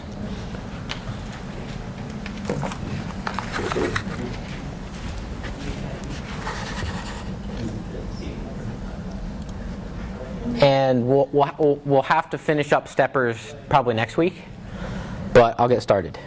Okay, steppers are not for continuous, everybody? Steppers are not for continuous rotation. They are for incremental rotation. That is, when you apply an electrical signal to a DC brushed motor, it will continue to spin infinitely if you don't then adjust the electrical signal. When you apply an electrical signal to a stepper, it will take exactly 1 small step and then wait and not do anything else until you adjust the electrical signal. So they're inherently different in that it's not a velocity you're commanding, it's an incremental change in position. As such, they are only capable of position control, not force control. If you want to do force control with a stepper, you need for it to be driving some type of compliance and then measure the compliance to back out what the force is. Further, steppers are typically not used in closed loop control systems. That is where you have an encoder on it and you sense the position and then you adjust something. They're typically used in open loop or feed forward controls. That is, I want to move bananas in my factory from point A to point B, and I put a belt and I put a stepper on it, and I simply say bananas here, go forward 20 feet, and it whirls until it go 20 feet, and I don't have to check. I knew that it went 20 feet. I give it sufficient time, and then I'm done. So this is both a nice thing and a curse. It's a nice thing because you don't need encoders. You don't need back shafts for encoders. It's a bad thing because if something screws up in your robot, you have no clue where you are, and you have to shut down the whole robot and rehome it, reinitialize it. So that's kind of annoying.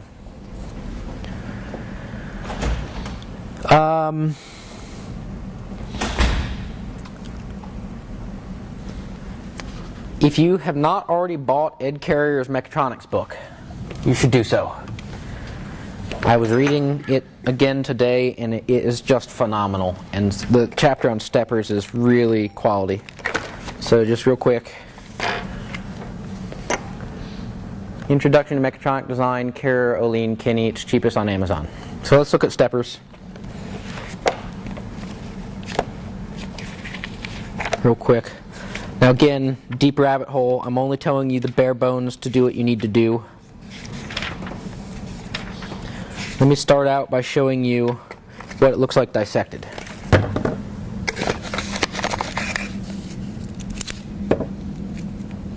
And Ellis, can I get you to videotape for me, please? This is the danger of sitting close to my table. Okay, go ahead. Okay. So the first thing that I want you all to notice is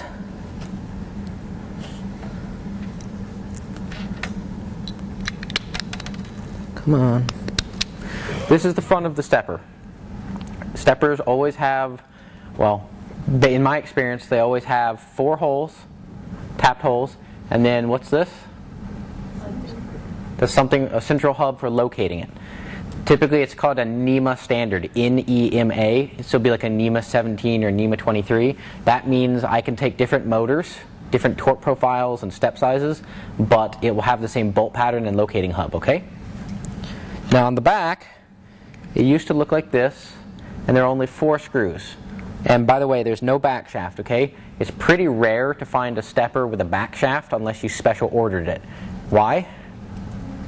There's no need for it. This is typically used for open loop control. So I take the 4 screws out, I take this out. What's the copper for?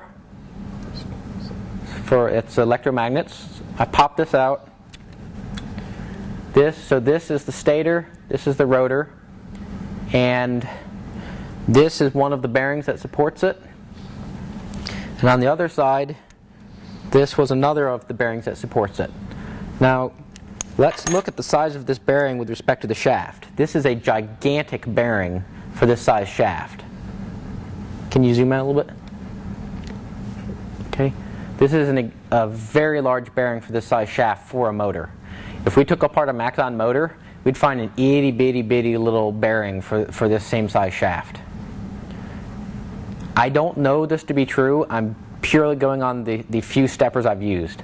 All the steppers I've used have had very large bearings for the shaft size.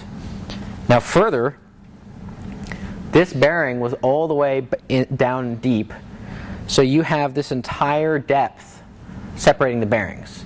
So between this large separation between the bearings and the size of the bearings, these things can really take a licking in terms of hanging things directly off the shafts.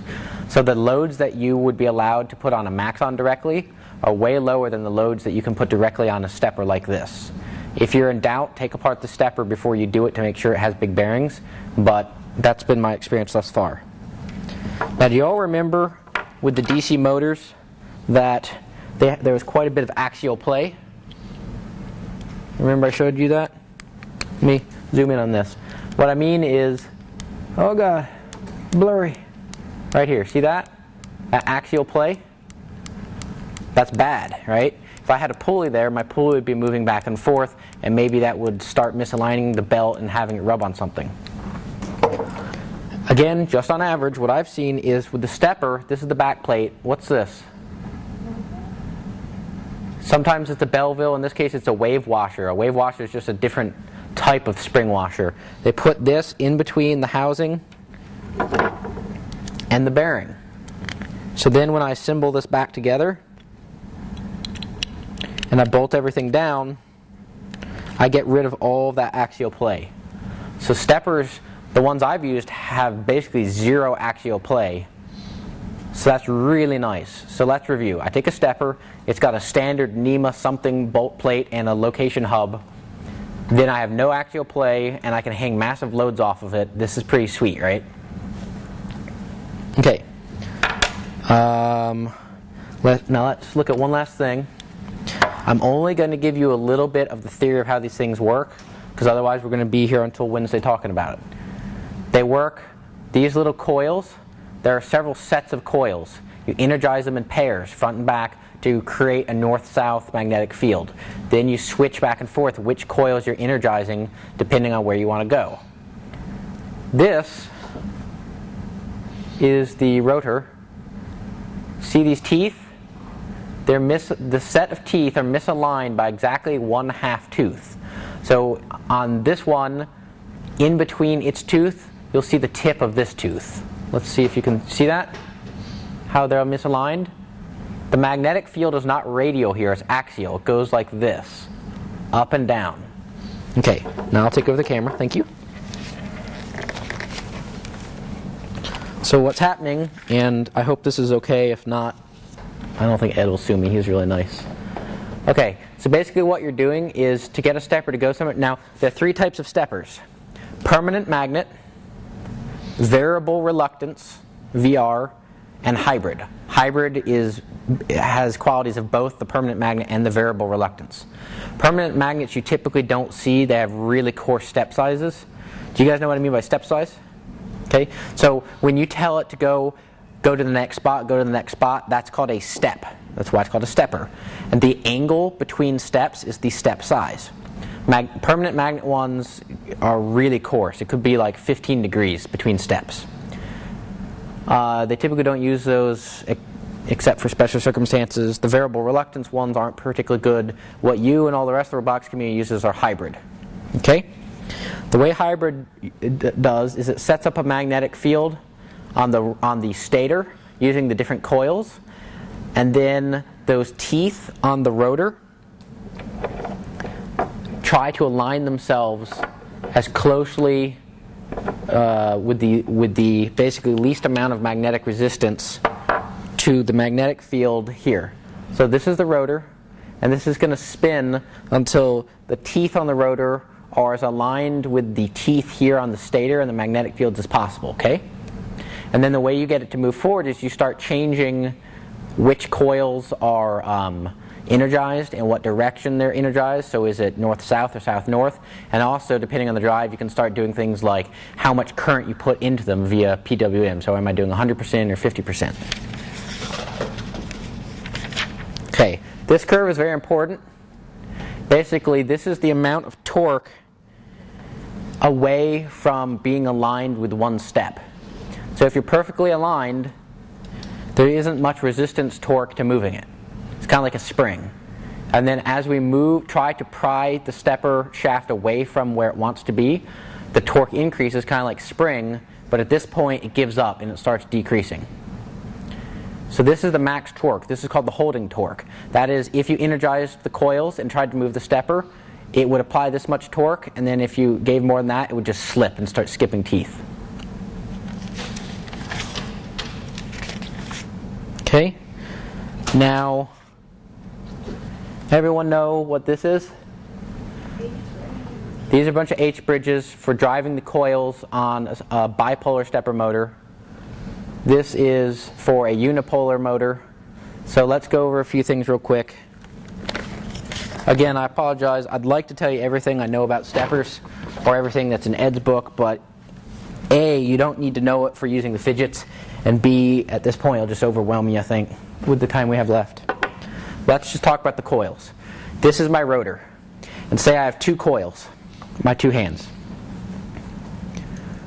Right now, I can't move. I'm energized. If I want to move to these ones, first I have to let go with the others, and then turn on these so I can rotate. It's basically a series of squeezing with one coil, and then letting go and squeezing with a different coil to rotate. So we're kind of doing this, right? There are like 10 different ways of squeezing and unsqueezing with the electromagnet coils. Some of them reverse polarity, some of them don't reverse polarity. I'm not going into all of that. There are two main type of stepper motors you're going to buy. They're all hybrid. You're either going to buy a bipolar or a unipolar. And that refers to basically the type of coils and the circuitry you need for it. For the same size motor, as in if I take a motor and it's the same volume, a bipolar is much higher torque than a unipolar. So if you need high torque density, use a bipolar. However, the electronics for driving a bipolar are quite a bit more complicated and more expensive. So if you're building the drives yourself, then just know it's more complicated and more expensive. Don't build your stepper drivers yourself unless you're doing like very fundamental research or you just want to learn how to do it. It's great when you do it in 218 because now you understand how all of the boards work, and when they don't work, you know how to fix them. But for right now, just buy, once you know how to, buy someone else's because it's a pain. So you buy somebody else's, it doesn't matter bipolar or unipolar except for the torque density. Okay.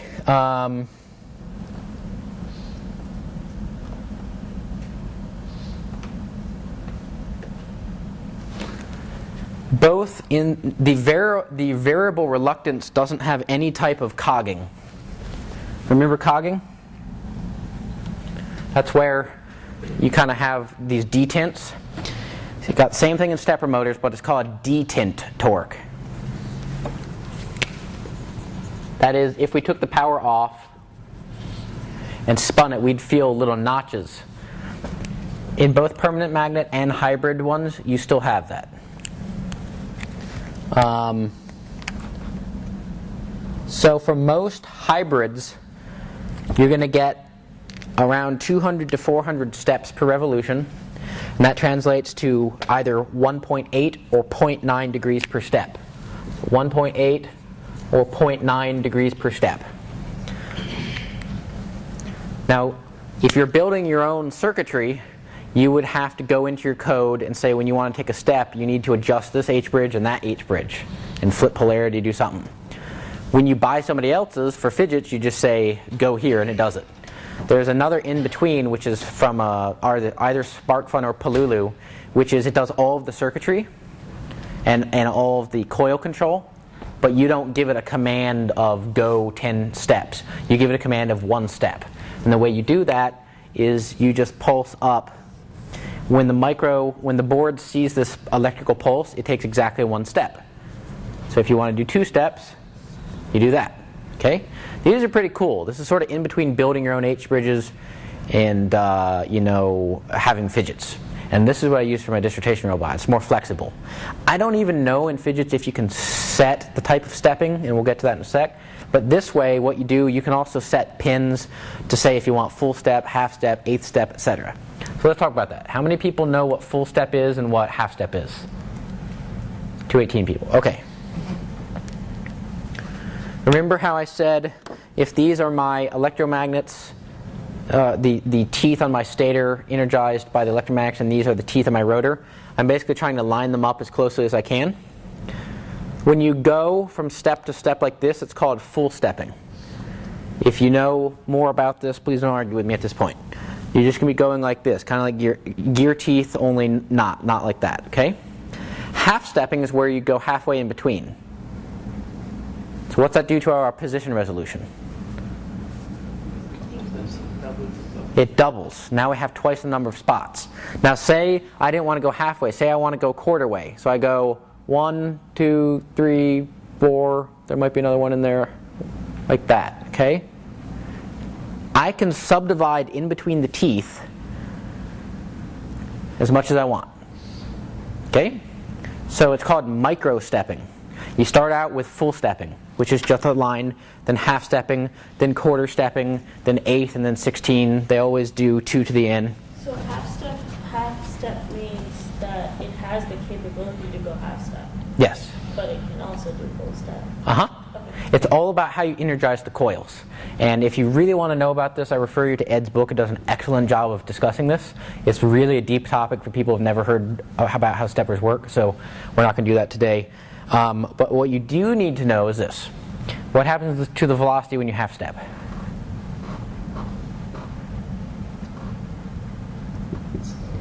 goes down. The board can only take a certain number of pulses per second. And if each pulse now gets you half as far, then your velocity goes down. The other thing that happens is your torque goes down. This is super critical because I see a lot of people saying, oh, well, I need higher spatial resolution, I'll microstep, and then they get screwed by the following.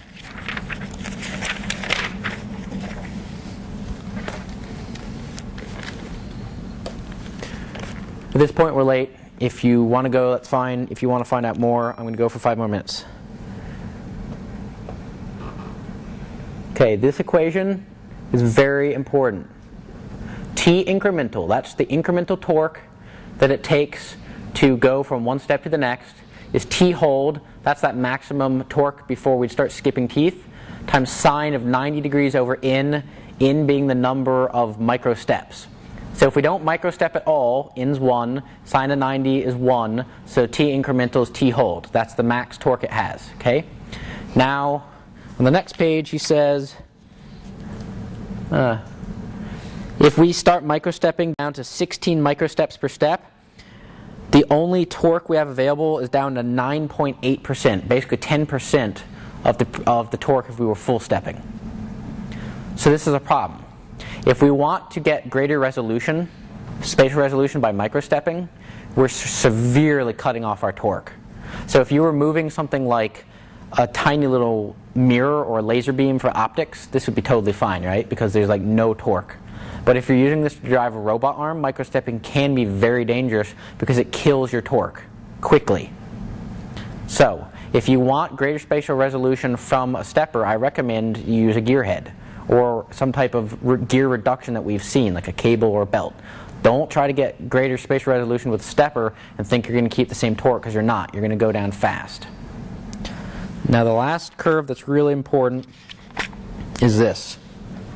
This is the money shot for in terms of how steppers work. So this axis is torque, this axis is slew rate. What's slew rate? Velocity, or step rate. This is like steps per second. This region is called the pull-in region. Anywhere in this curve, any combination of torque and velocity is acceptable, either for starting or stopping.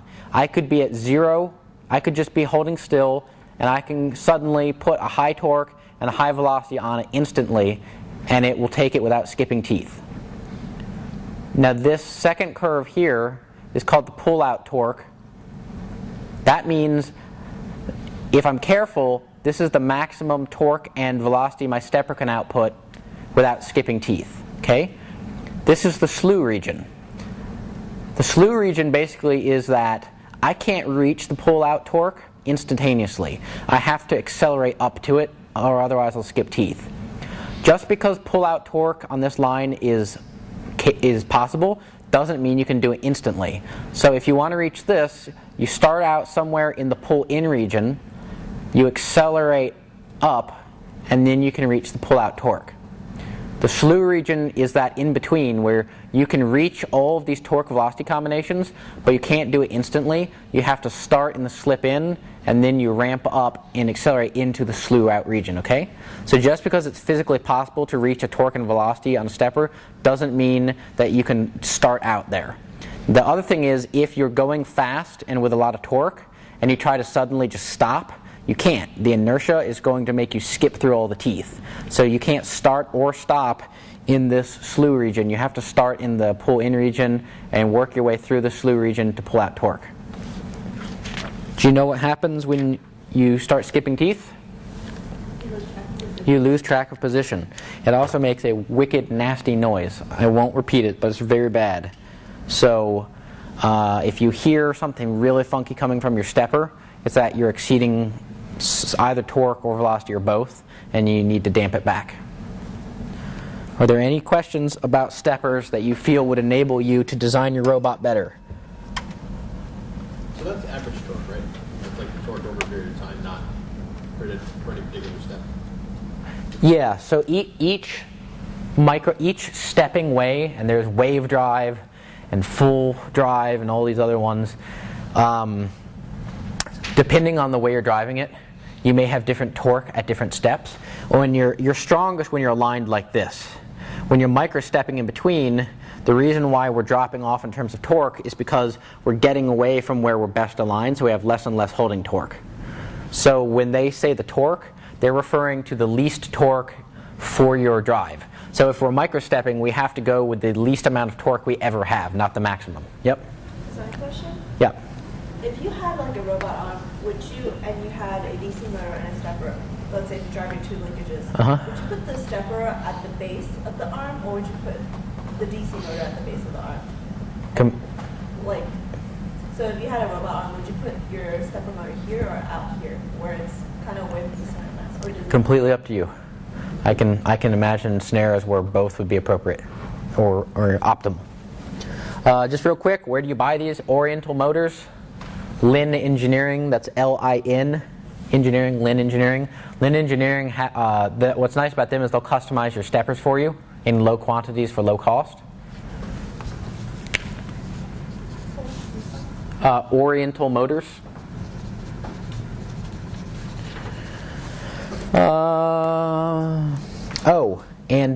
Does anyone know why the torque, remember on this curve,